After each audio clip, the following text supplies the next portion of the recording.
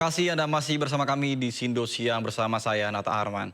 Pemirsa, di hari ketiga retret kepala daerah melakukan sejumlah aktivitas di Akademi Militer Magelang, mulai dari apel pagi, ibadah hingga pembekalan.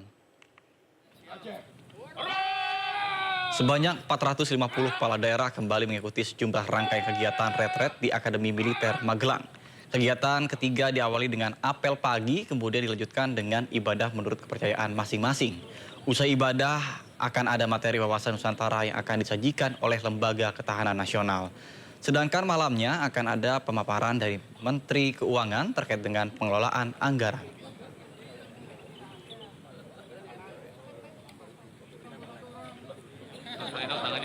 Dan untuk mengetahui informasi terkini terkait dengan kegiatan retret kepala daerah di Akademi Militer Magelang, Jawa Tengah, dan sudah terhubung dengan rekan kami, Kevin Pakan.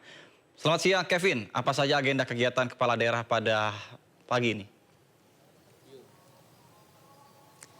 Ya, selamat siang, Nata dan pemirsa. Dapat kami informasikan untuk agenda pada saat ini para kepala daerah yang berjumlah 450 kepala daerah ini tengah melaksanakan pembekalan, di mana saat ini merupakan pembekalan dari Lembaga Ketahanan Nasional atau Lemhanas terkait dengan bagaimana wawasan kebangsaan yang berdampak pada hidup bernegara, bermasyarakat, dan juga negara seperti itu. Dan memang sampai dengan saat ini kalau Anda lihat di belakang saya, Nata dan pemirsa, merupakan tenda-tenda yang memang menjadi lokasi tempat dari menginap para kepala daerah selama melaksanakan pembekalan di Akmil ini selama 1 pekan ke depan. Dan memang Nata dan pemirsa, sampai dengan saat ini terkait dengan proses jalannya pembekalan ini kami tidak diperkenankan untuk masuk jauh ke dalam begitu, karena memang sampai saat ini dari pihak Humas Kementerian Dalam Negeri masih terus memonitor agar setiap pembekalan, terutama terkait dengan pemberian materi, dapat berjalan dengan baik. Dan selain itu dapat kami informasikan nantinya para kepala daerah ini akan melaksanakan pembekalan, penyampaian materi sampai pukul 12 siang. Nanti akan dilanjutkan istirahat dan juga sholat, dan kemudian dilanjutkan di pukul 13 atau jam 1 siang sampai dengan pukul 18 atau pukul 6 sore nanti. Nantinya para kepala daerah akan beristirahat dulu dan juga makan malam, kemudian dilanjutkan pembekalan, pemberian materi pada pukul 7 malam hingga nanti pukul 9 malam. Dan khusus untuk pukul 7 hingga 9 malam nanti akan ada penyampaian materi dari Menteri Keuangan Sri Mulyani terkait dengan bagaimana tata kelola keuangan negara dan juga pertumbuhan ekonomi di Indonesia, terutama di tiap-tiap daerah di mana kepala daerah ini memimpin. Dan memang tentunya ini merupakan salah satu langkah yang baik bagi para kepala daerah untuk bisa terus mempelajari begitu kira-kira kiat-kiat seperti apa terkait dengan tugas pokok dan fungsinya, agar nanti para kepala daerah ketika melaksanakan tugasnya dapat mengambil keputusan yang tepat dan juga cepat pastinya, dan tentunya untuk berdampak baik bagi kehidupan rakyat di daerahnya masing-masing. Tentunya sampai dengan saat ini Nata, kami masih terus menanti bagaimana perkembangan dan juga bagaimana perjalanan dari pembekalan kepala daerah ini sampai nanti tanggal 28 Februari 2025. Nata, kembali ke Anda. Baik, terima kasih Kevin Pakan melaporkan langsung dari Akademi Militer Magelang, Jawa Tengah. Selamat bertugas kembali. Pemirsa, seminggu menjelang bulan puasa, para peziarah terpantau memadati kawasan TPU Karet Bifak, Jakarta untuk berdoa dan mengunjungi keluarga yang telah meninggal dunia.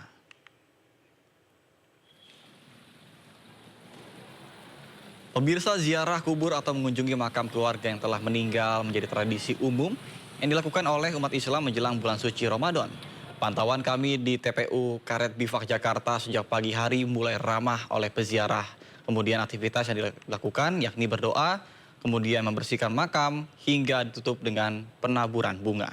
Bahkan tidak hanya itu, di sepanjang trotoar berjejer pedagang bunga yang sudah dikemas dalam plastik-plastik kecil, beserta dengan air mawar dalam kemasan botol plastik bekas. Beberapa pedagang juga terlihat menjajarkan makanannya seperti makanan yang telah memadati trotoar. Bapak standby-nya dari jam berapa ke jam berapa sih Pak, dari pagi kah? Oh iya, dari pagi masuknya ya. Masuknya jam 7, jam 8. sampai keluar jam 6 ini ya. Jam 4 lah udah selesai. Biar itu menjawab kalau untuk pendapatannya begitu per hari. Per hari ya pendapatannya kadang ada 300 nggak ada dapat, kalau 200 dapat. Oke, Bapak. Pemirsa, menjelang bulan suci Ramadan 2025, tempat pemakaman umum di Karet Bifak, Jakarta seperti biasa ramai dikunjungi para peziarah. Dan untuk mengetahui informasi terkini, kami sudah terhubung dengan rekan kami Dilami Aulia di lokasi pemakaman umum Karet Bifak, Jakarta Pusat. Baik, selamat siang Dilami. Bagaimana suasana di TPU Karet Bifak siang ini? Silakan. Ya, selamat siang Nata dan juga pemirsa. Semakin siang semakin ramai oleh para peziarah yang hilir mudik di TPU Karet Bifak, Jakarta. Mereka ini melakukan sejumlah aktivitas ya, dan aktivitasnya ini adalah biasanya merapihkan kuburan, kemudian juga menaburkan bunga serta air mawar hingga ditutup dengan berdoa bersama. Dan ini bisa menjadi tradisi, Nata, kalau kita bilang ya, tradisi dari para umat Islam menjelang Ramadan adalah mengunjungi sanak keluarga yang memang telah berpulang. Tadi kalau kami melihat ya di sekitaran TPU Karet Bifak ini, bahkan setiap bloknya ini tidak pernah sepi oleh peziarah. Ini artinya antusiasme dari peziarah pagi ini memang cukup tinggi. Karena kalau tadi berbincang dengan peziarah, memang mereka lebih banyak menghabiskan untuk berziarah di pagi hari, karena selain dari cuacanya yang sejuk, dari kondisi lalu lintas juga ini sangatlah teratur, karena dipastikan Nata kalau semakin siang ini tentu akan semakin ramai, bukan hanya di dalam TPU Karet Bifaknya saja, namun lalu lintas di luar juga dipastikan akan sangat ramai. Jadi untuk waktu pagi hari ini memang dipastikan jadi pilihan, karena hari ini juga merupakan hari Minggu atau weekend ya, di mana setiap orang libur, Nata, sehingga ini jadi alternatif dari para peziarah ini untuk melakukan atau berkunjung bersilaturahmi dengan sanak keluarganya yang telah meninggal. Nah, kalau misalnya dilihat dari segi positifnya juga, Nata, di sejajaran TPU Karet Bifak ini, terutama di bagian depan, banyak sekali pedagang bunga ini yang berdagang di depan. Ini juga mereka mengungkapkan bahwa omsetnya ini cukup menaik ya di periode menjelang Ramadan ini, dan dipastikan untuk peziarah nantinya akan membludak, kira-kira akan terjadi di H-1 menjelang bulan Ramadan. Ini tentu menjadi tradisi yang sangat luar biasa dari para umat Islam begitu ya, bersilaturahmi. Dan kalau dilihat memang Nata, sejumlah dari kantong parkir ini juga memang telah disediakan oleh pihak TPU Karet Bifak. Namun kalau untuk siang ini memang cukup ramai dan cukup padat begitu. Nata. Baik, terima kasih Dilami Aulia melaporkan langsung dari tempat pemakaman umum Karet Bifak, Jakarta. Selamat bertugas kembali dan salam sehat. PDI Perjuangan melarang kader partainya yang menjadi kepala daerah untuk ikut retret di Magelang.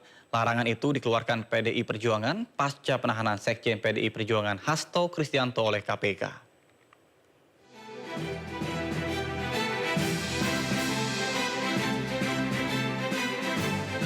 Manuver dilakukan PDI Perjuangan pasca sekjennya Hasto Kristianto ditahan oleh KPK.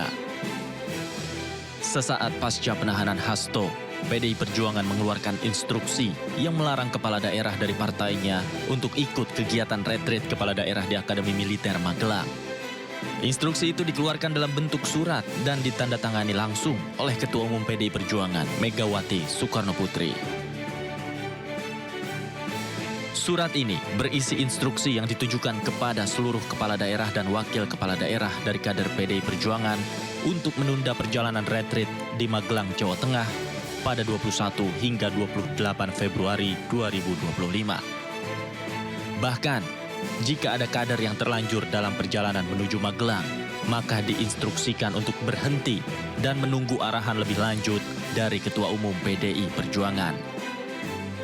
Megawati Soekarnoputri juga menginstruksikan agar seluruh kader untuk standby menjaga komunikasi, menunggu arahan dari Ketua Umum PDI Perjuangan sewaktu-waktu. PDI Perjuangan juga melarang seluruh kader dan pengurus DPP untuk tidak berbicara terkait agenda retreat kepala daerah dan penangkapan Hasto tanpa arahan langsung dari Megawati Soekarnoputri. Kita ini dalam keadaan siaga diam karena perintahnya semua kader simpatisan tidak boleh ngomong hal ini. Kita harus menunggu komando. Ya, sekaligus ini jadi pengumuman buat seluruh kader dan simpatisan PDI Perjuangan. Semua tetap dalam keadaan siaga, menunggu satu komando dari Ketua Umum PDI Perjuangan.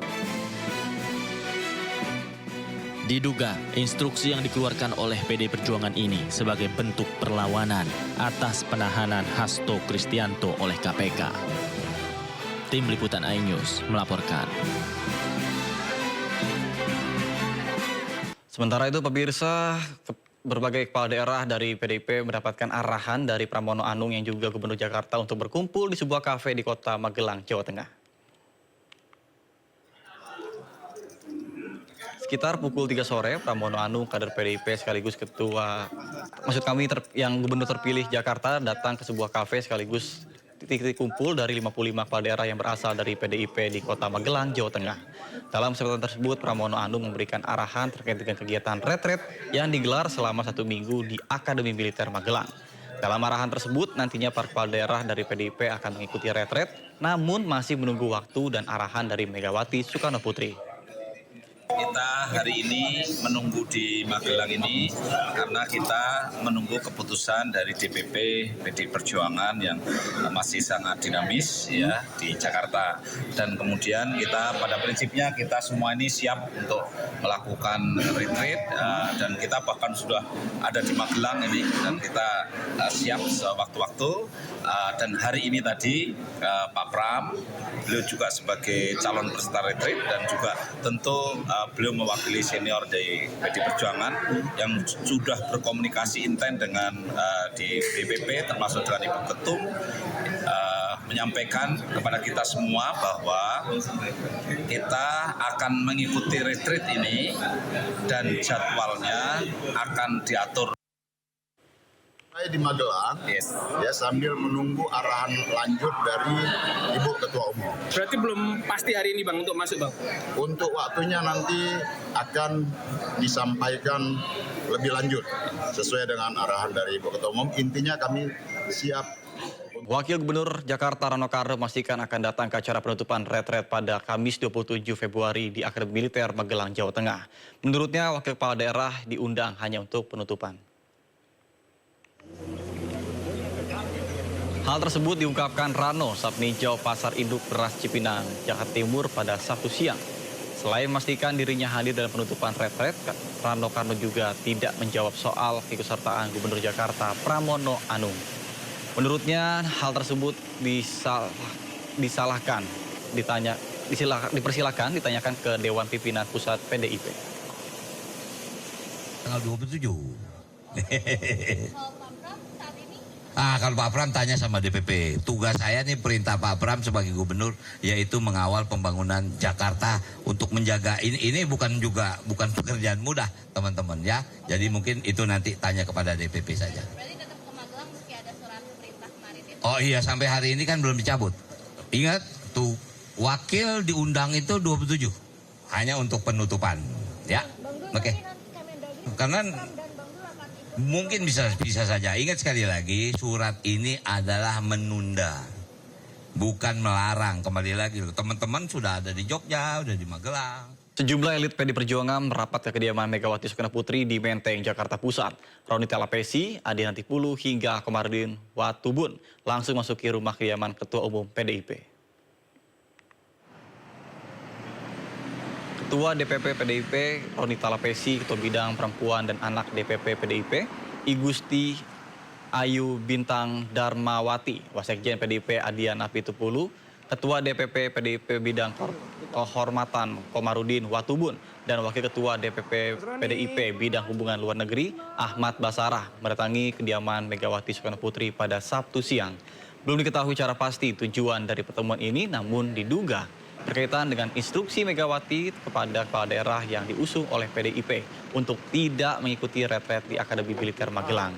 Bahkan hingga kini sejumlah kepala daerah PDIP diketahui belum beranjak ke Akademi Militer sembari menunggu arahan lebih lanjut dari Ketua Umum.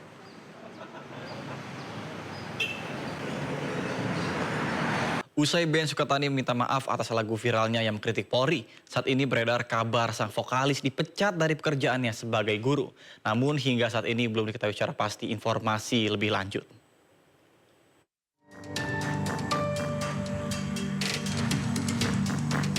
Sukatani Band. Band asal Purbalingga menarik lagu Bayar di semua platform usai videonya viral dan meminta maaf ke institusi Polri. Sementara itu, saat ini beredar kabar yang ramai di media sosial bahwa Novi Citra Indriati alias Twister Angel diduga dipecat dari pekerjaannya sebagai guru di Sekolah Dasar Islam Terpadu imbas lagu viral yang mengkritik polisi tersebut. Hingga saat ini belum ada kepastian dan informasi resmi terkait pemecatan.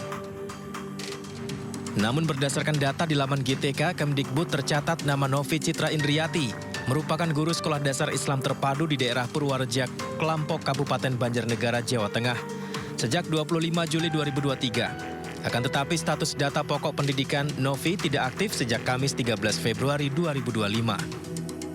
Terima kasih Anda masih menyaksikan Sindo Siang bersama saya Nata Arman. Pemirsa, 4 polisi dari Ditreskriber Polda Jawa Tengah yang menemui personil band Sukatani diperiksa oleh Propampori. Sebelumnya 2 personil band Sukatani pemilik lagu Bayar yang liriknya menyentil polisi meminta maaf kepada polisi serta menarik lagunya dari sejumlah platform pemutar musik.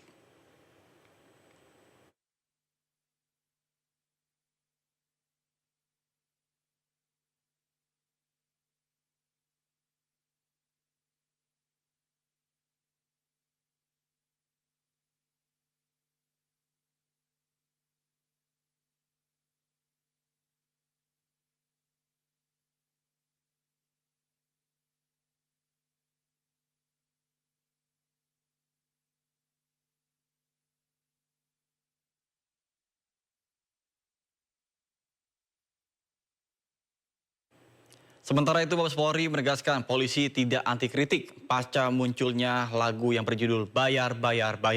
Polri justru sering mengundang aktivitas seni untuk menyampaikan tema kritikan untuk polisi. Sebelumnya Bapak Kapolri sudah selalu menyampaikan bahwasannya Polri itu menuju organisasi atau institusi yang sangat modern. Modern di sini adalah salah satu syaratnya adalah tidak anti kritik. Maka ada beberapa kegiatan-kegiatan setiap tahunnya kita ada stand up comedy. Bagaimana dengan segmen-segmen komunitas-komunitas itu bisa memberikan masukan melalui kritik, misalnya stand up comedy.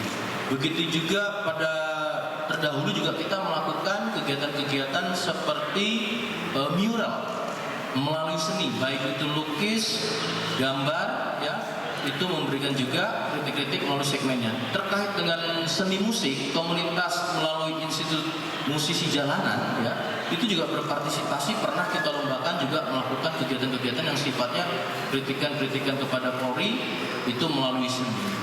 Di sini saya ingin menjelaskan bahwasannya apa yang menjadi bagian kritik dan itu membangun secara konstruktif kepada Polri itu menjadi bagian evaluasi kita bersama, ya, terutama pada Polri yang berangkat dari suatu kecintaan para komunitas-komunitas ini melalui ekspresinya masing-masing dan kita sangat menghargai ekspresi itu. Artinya saat ini juga sudah dijelaskan oleh Polda Jawa Tengah dan semuanya ini sudah sampai pada penjelasan oleh Polda Jawa Tengah dan kemudian ini juga bagian daripada tadi penjelasan bahwasannya Polri pada prinsipnya tidak anti kritik, ya. Tentu bagian-bagian yang perlu terevaluasi secara konstruktif dan memiliki data, ini bagian-bagian yang terus dilakukan perbaikan-perbaikan dan sekali lagi kami sampaikan tidak. Pemirsa, kalau tadi polisi bilang tidak anti kritik dari masyarakat, bahkan dulu Mabes Polri juga pernah bikin lomba mural bertemakan dengan kritik polisi. Namun Menteri Kebudayaan Fadlizon yang juga mantan aktivis menilai bahwa lirik band Sukatani tidak hanya menyinggung oknum polisi, tapi juga institusi Polri. Fadlizon menghargai kebebasan berekspresi, namun mengingatkan kembali adanya batasan. Mendukung kebebasan berekspresi, tapi tentu semua kita tahu kebebasan berekspresi itu jangan sampai mengganggu hak dari orang lain dan kebebasan yang lain. Misalnya kalau di Indonesia itu kan SARA itu menjadi salah satu yang menjadi bagian batasan kita. Dan tentu saja undang-undang kita, misalnya jangan sampai menyinggung suku, agama, ras, antar golongan. Ya bahkan juga institusi-institusi yang mungkin bisa dirugikan. Kira-kira gitu. Tetapi kalau semangatnya saya kira maksudnya kan yang memang mengkritik itu saya kira tidak ada masalah. Tapi batasan-batasan itulah. Tapi yang bersangkutan kalau nggak salah saya lihat sudah melakukan konferensi pers. Tapi saya juga belum lihat lagunya sendiri. Ya itu dia. Tapi Pak kalau mengkritik polisi yang selama ini mungkin dinilai meminta uang dalam setiap pelayanan itu menurut Pak Bang Fadli sendiri sebenarnya masih wajar nggak Bang kritiknya? Atau sudah keterlaluan Bang? Masalahnya kan itu ketika mungkin menyebut gitu ya, itu terkait dengan institusi. Apakah nanti kalau dibilang sebagai misalnya sebagai profesi gitu ya, dosen atau guru, itu kan bisa saja institusi guru, dosen atau tentara dan yang lain-lain itu juga bisa terbawa-bawa secara institusi. Kalau mengkritik orang atau pelaku atau oknum, saya kira sih mestinya nggak ada masalah kalau pelaku atau oknum. Keinformasi ekonomi pemirsa, Menteri Koordinator Bidang Perekonomian Erlangga Hartarto optimistis penyelenggaraan Trade Expo tahun ini bisa meningkatkan devisa dan mendorong target pertumbuhan ekonomi menuju 8%. Menurut Erlangga, produk Indonesia memiliki daya saing yang tinggi. Selain itu, para produsen dan sektor manufaktur optimistis dengan kondisi bisnis di Indonesia. Hal tersebut tercermin dari Purchasing Managers Index Indonesia yang naik menjadi 51,9. Erlangga menargetkan total transaksi pada Trade Expo Indonesia ke-40 ini bisa mencapai $25 Amerika Serikat atau setara dengan 407,52 triliun rupiah. Ekspor kita alhamdulillah 57 bulan berturut-turut surplus 31 miliar di tahun 2024 dan kinerja ini merupakan tren positif. Perdagangan kita dengan negara Amerika Serikat dan juga ke negara ASEAN lain, negara Eropa, ke China, kemudian India dan EU itu juga terus meningkat dan alhamdulillah seluruhnya kecuali dengan China kita trade positif. Itu menunjukkan bahwa produk kita memiliki daya saing. Informasi lainnya pemirsa, selebriti Raffi Ahmad turut memberikan komentar tentang ramainya tagar kabur aja dulu. Bukan memberikan solusi, Raffi Ahmad justru mengganti tagar menjadi pergi migran, pulang juragan. Adanya tadinya kabur aja ini, kita harus membuat hashtag ini menjadi vibes-nya positif. Di mana kita nanti akan menyuarakan hashtag yang lebih baik, yaitu pergi migran pulang juragan. Nah itu kan vibes-nya lebih positif. Raffi Ahmad turut memberikan komentar tentang tren kabur aja dulu yang tengah ramai di jagat media sosial. Utusan khusus Presiden Bidang Pembinaan Generasi Muda dan Pekerja Seni ini ingin mengganti tagar kabur aja dulu menjadi pergi migran, pulang juragan. Sayangnya saran tersebut banyak menuai komentar miring dari anak muda Indonesia. Pasalnya, Raffi dianggap tidak mengerti arti ungkapan kekecewaan anak muda terhadap keadaan Indonesia saat ini. Hari ini gue baru lihat ya video dari staf khusus yang hashtagnya itu kabur aja dulu jadi pergi migran pulang jadi juragan. Hah, terlihat sangat jelas bahwasanya kita rakyat Indonesia sangat sulit sekali untuk mendapatkan pekerjaan. Harusnya perusahaan itu diberikan kebijakan persyaratan yang lebih mudah untuk mendapatkan pekerjaan. Jadi rakyat atau warga negara Indonesia ini tidak banyak yang pindah haluan ke luar negeri untuk mencari pekerjaan. Jatuhnya kita kayak lagi ngerantau, pulang-pulang kita kayak orang kaya. Percuma dong kita yang kuliah susah payah bertahun-tahun belajar, duduk, ya kan ngeliatin dosen, beli buku, ya. Di negara sendiri nggak bisa jadi apa-apa. Utusan khusus Presiden Raffi Ahmad baru aja mengeluarkan statement yang menurut gue lucu banget mengenai hashtag kabur aja dulu. Katanya hashtag kabur aja dulu tuh harusnya dirubah jadi lebih positive vibes. Dia tuh pengen rubah hashtag kabur aja dulu jadi pergi migran pulang juragan. Gini loh yang terhormat Bapak Utusan Khusus, ya dipahamin dulu kenapa ada hashtag kabur aja dulu. Itu tuh sebenarnya hashtag bentukan kritikan dan juga kekecewaan anak-anak muda gitu ya terhadap pemerintah. Karena kurangnya kepastian masa depan yang cerah di negeri ini. Ditambah birokrasi birokrasi di negeri itu yang udah bobrok banget, kayak susah banget buat dirubah. Tagar kabur aja dulu tengah ramai menjadi perbincangan saat ini, yang merupakan bentuk kekecewaan publik terhadap situasi dan birokrasi dalam negeri yang dianggap mempersulit rakyat. Sebelumnya ramai media sosial tagar kabur aja dulu sebagai ungkapan kekecewaan terhadap pemerintah. Pemerintah pun mempersilahkan warga Indonesia merantau asal taat aturan.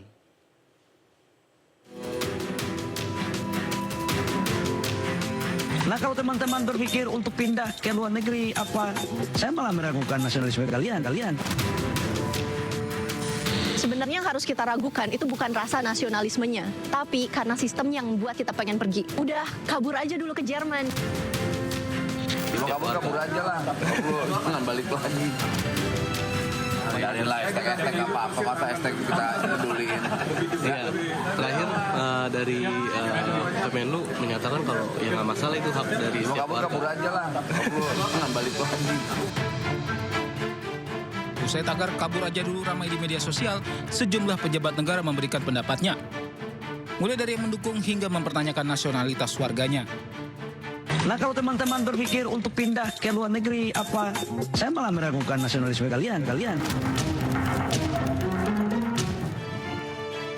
Kepala Kantor Komunikasi Kepresidenan Hasan Nasbi juga menyampaikan pemerintah mengizinkan warganya untuk merantau ke luar negeri. Namun harus memiliki kemampuan yang mumpuni dan memenuhi prosedur yang berlaku. Kalau mau merantau itu bagus. Harus merantau, tapi ingat kalau merantau ke luar negeri harus punya skill. Ya, kalau nggak punya skill nanti nggak bisa punya pekerjaan yang baik di luar negeri. Yang kedua harus taat prosedur supaya apa? Tidak jadi pendatang haram karena bagi bisa lagi ya. Kalau orang mau merantau kok boleh dilarang. Oke. Fenomena kabur aja dulu menjadi bentuk kekecewaan anak muda akan keadaan Indonesia saat ini, terutama di sulitnya mendapatkan penghidupan yang layak. Tim Liputan iNews melaporkan.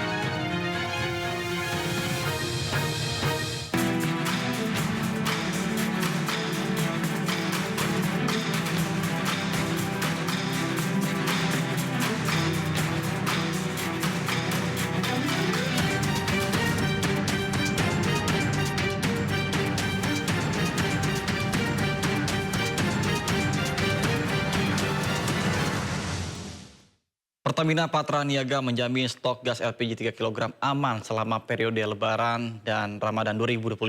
Pertamina memastikan LPG 3 kg tetap disalurkan ke masyarakat melalui ratusan ribu pangkalan dan juga sub pangkalan di seluruh Indonesia.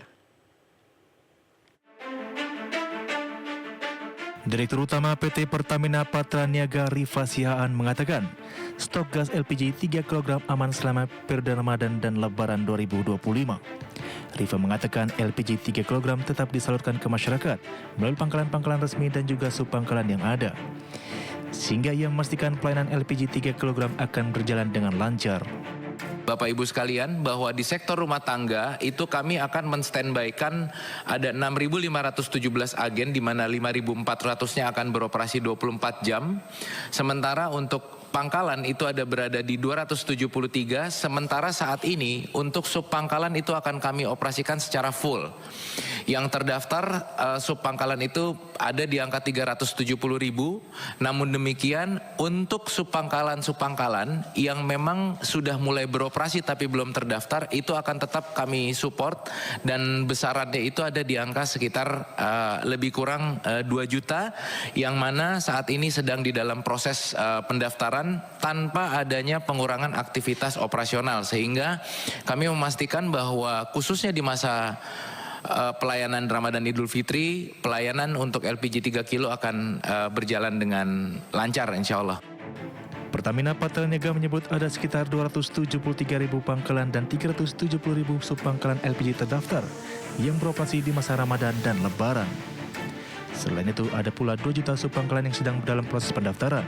Pertamina memastikan sub-pangkalan tersebut tetap akan mendapatkan pasokan gas LPG 3 kg meski pendaftaran belum selesai. Adapun terkait konsumsi gas LPG, Pertamina mencatat konsumsi saat ini mencapai 25.069 metrik ton per hari dan Pertamina menjamin ketersediaan pasokan gas LPG mencapai 14,63 hari.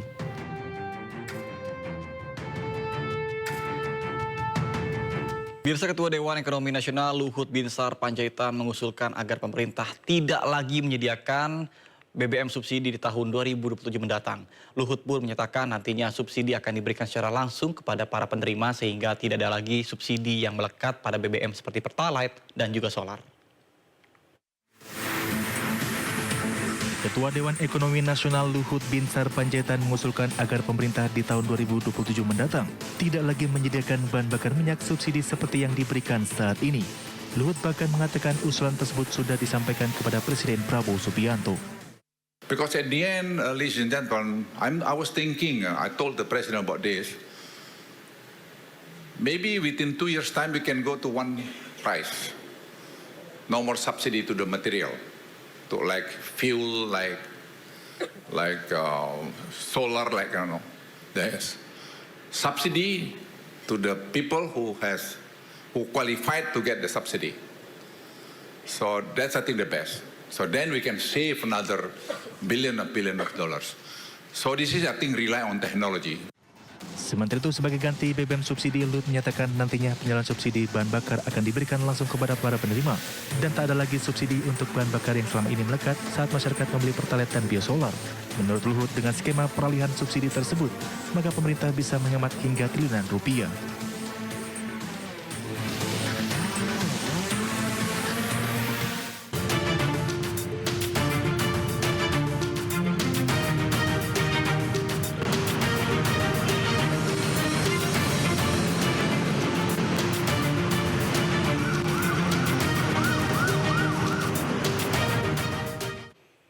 Pemirsa, saatnya kita simak pantauan arus lalu lintas dan kami telah terhubung dengan Brigadir Treslinda yang berada di kawasan Simpang Pancoran, Jakarta Selatan.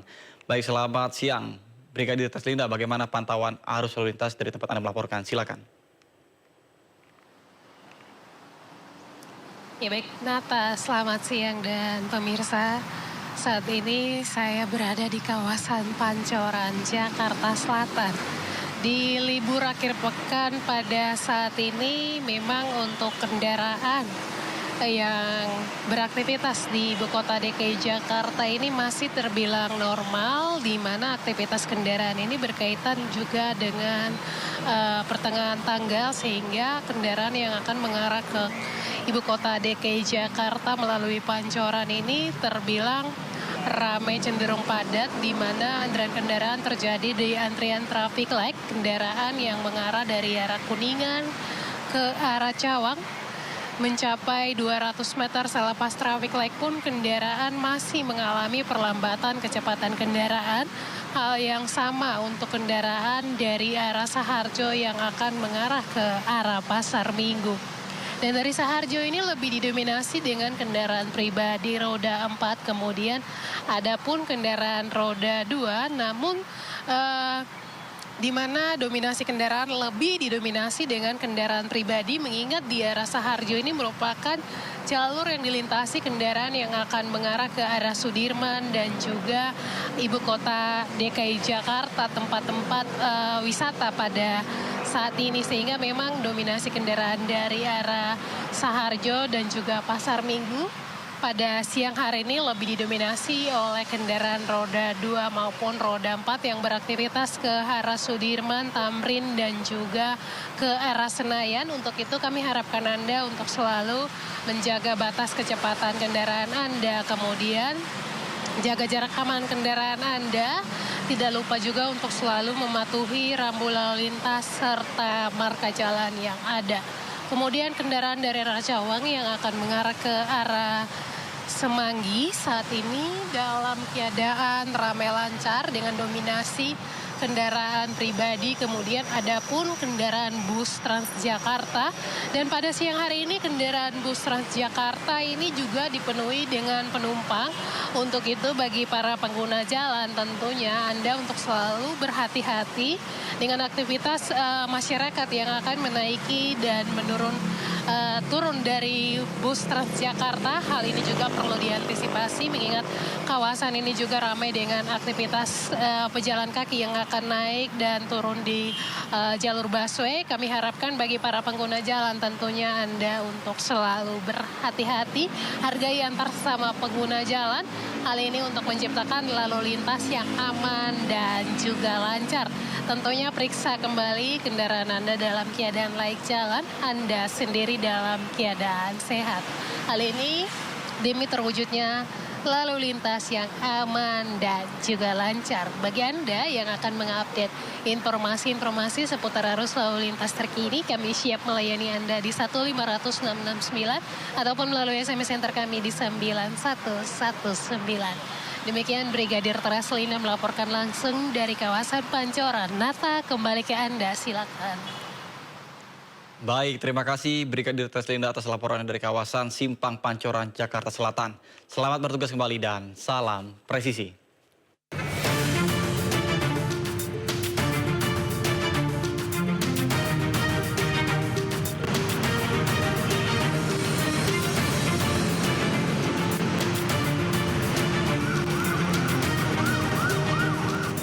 Pemirsa, menghabiskan waktu bersama dengan keluarga di akhir pekan, salah satu wahana hiburan keluarga di Bekasi bisa menjadi pilihan. Berkonsep family friendly, di tempat ini tidak hanya anak-anak yang bermain, tapi juga orang dewasa bisa bermain seru-seruan. Penasaran seperti apa dan berikut informasinya untuk Anda.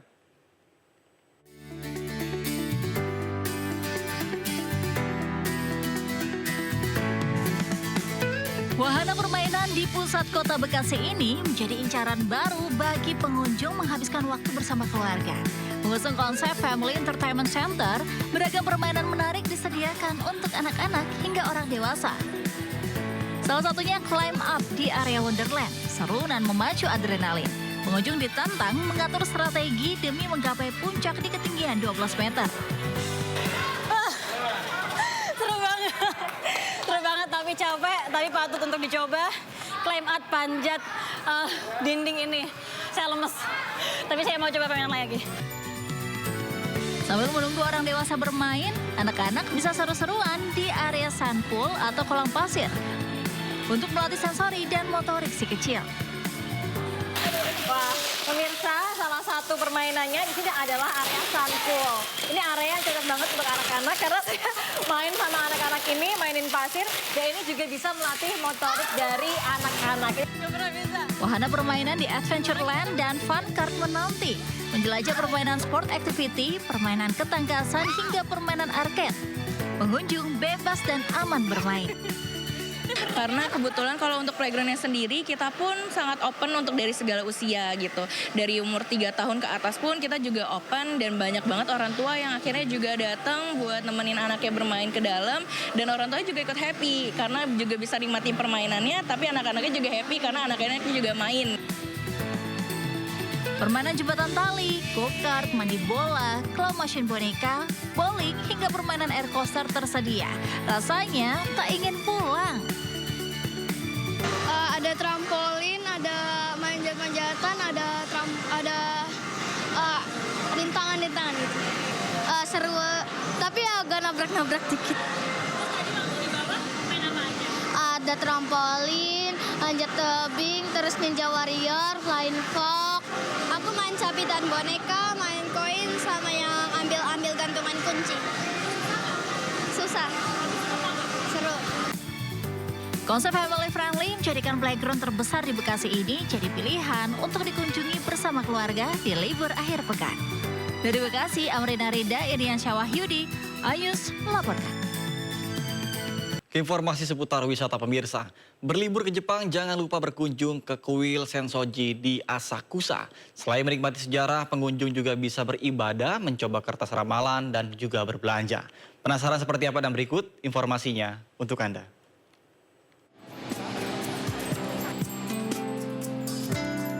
Berada di distrik Asakusa, Tokyo, Jepang, kuil Sensoji, salah satu destinasi wisata sejarah paling ramai dikunjungi warga lokal maupun wisatawan. Ya, kuil Sensoji merupakan salah satu kuil tertua di Jepang, didirikan pada abad ke-6.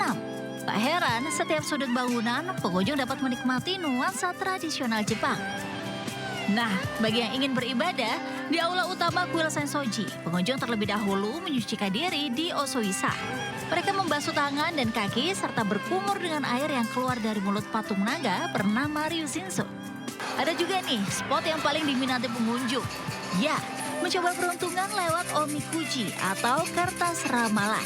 Pertama, pengunjung memasukkan uang 100 yen atau sekitar Rp10.000 ke dalam kotak yang disediakan. Setelah itu, sambil berdoa, pengunjung mengocok kotak berisi sumpit bernomor. Saat sumpit keluar, cocokkan nomornya dengan laci-laci berisi omikuji. Jika Anda beruntung, dapat kertas ramalan baik, bawa pulang kertas dan disimpan baik. Tapi jika sebaliknya, berisi ramalan kurang baik, tak perlu khawatir. Lipat dan ikatlah kertas tersebut di tempat yang disediakan. Yeay, pemirsa, akhirnya mendapatkan ramalan baik. Di sini tuh ramalan itu ya segala apapun yang kita harapkan bisa tercapai ini mudah-mudahan.